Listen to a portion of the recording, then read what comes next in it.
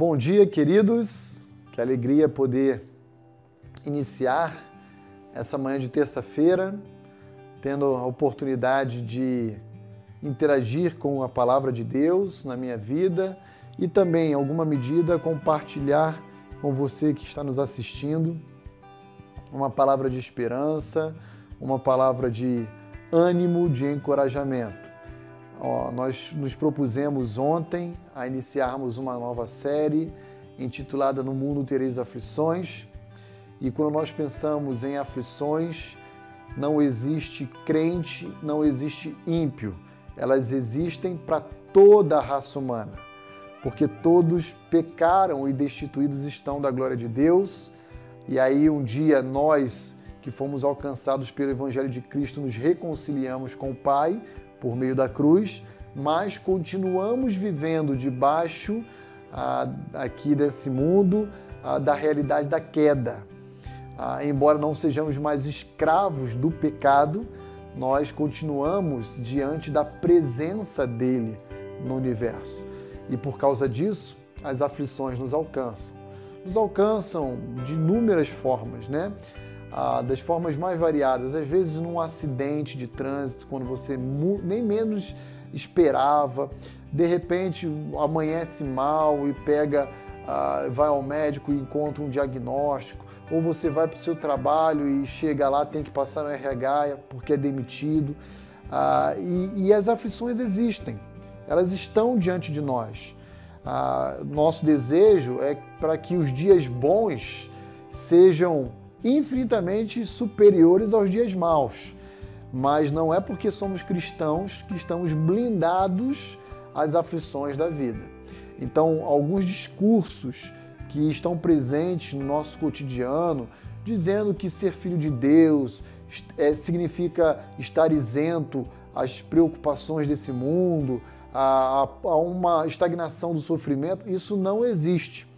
O próprio Senhor Jesus é um grande exemplo daquele que sofreu de forma injusta.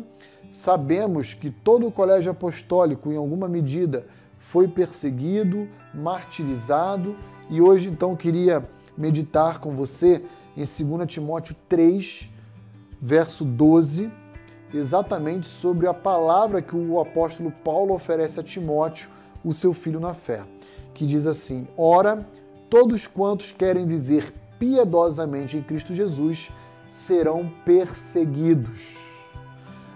Palavra de um pai ao seu filho na fé. Timóteo, você quer viver de forma piedosa, de forma dependente de Deus, de uma forma verdadeiramente debruçada sobre a palavra dele? Então, saiba o que lhe aguarda pela frente, adiante de você. E não é outra coisa senão a perseguição, o sofrimento, prejuízos, né? Ou seja, em outras palavras, as aflições. Aflições aqui nesse contexto, decorrentes especialmente do nosso testemunho e da nossa fé. Se olharmos os versos anteriores, especialmente os versos 10 e 11, nós iremos encontrar o exemplo que o próprio apóstolo Paulo experimentou ao longo do seu ministério.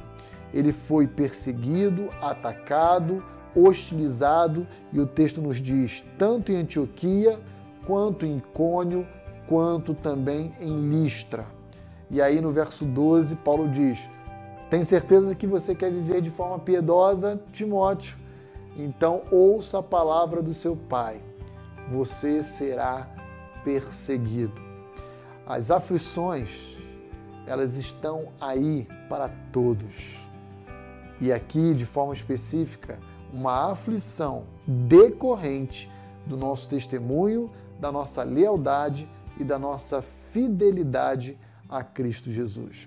De maneira que eu queria encorajar a você a viver e experimentar essa grata aflição, porque sofrer pela causa do Evangelho, por amor a Cristo, na verdade, aos olhos de Deus, é um prêmio, é uma dádiva, eu diria assim.